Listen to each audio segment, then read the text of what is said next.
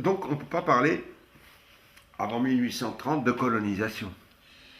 Parce qu'on va, Non, on va enchaîner. non, Parce qu'on va, non, on va enchaîner. Si non, vous là pouvez faire on ferait un justement. anachronisme.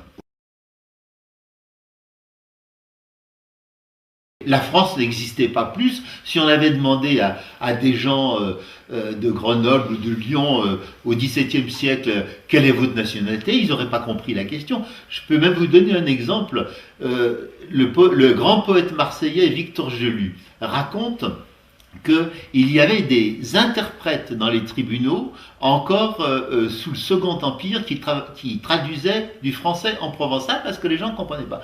Et alors il y a un Marseillais, on lui dit quelle est ta nationalité? Alors il traduit en provençal et l'autre ne comprend pas ce que ça veut dire. Et alors finalement on lui dit d'où tu es? Il dit moi je suis de Saint-Jean. Saint-Jean c'est le quartier de Marseille qu'il habitait. La France pour lui il ne connaît pas. Vous pourriez parler de cette période ottomane, comment c'était régi, comment on va Eh dire, bien, les Algériens, on ne pouvait pas les appeler les Algériens encore à cette époque-là. C'est discutable parce que lorsque vous lisez par exemple Ibn Khaldoun, le grand écrivain du XIVe siècle, il est mort en 1406, il parle de Bilad el-Jazair, il parle de pays de l'Algérie. Bon, alors est-ce que ça veut dire dans son esprit le pays de Al-Jazair, des îles, c'est-à-dire d'Alger? Non, il semble que c'est quand même l'ensemble de l'Algérie.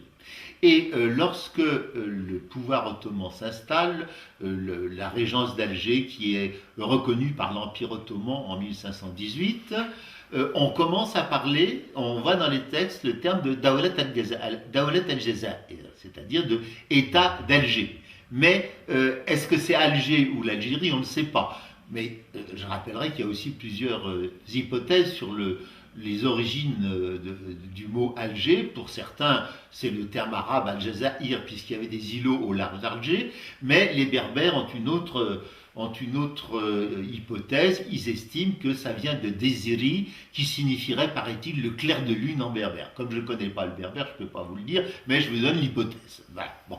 En tout cas, dans les textes en arabe, on parle de Al-Jazair, on parle de Dawlat al-Jazair, et en 1613, pour la première fois, il y a un Français qui écrit dans un texte qu'il y a des Algériens.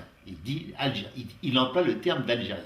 Donc il semble que de Alger, on soit passé à Algérie dans l'espace de ce XVIe siècle.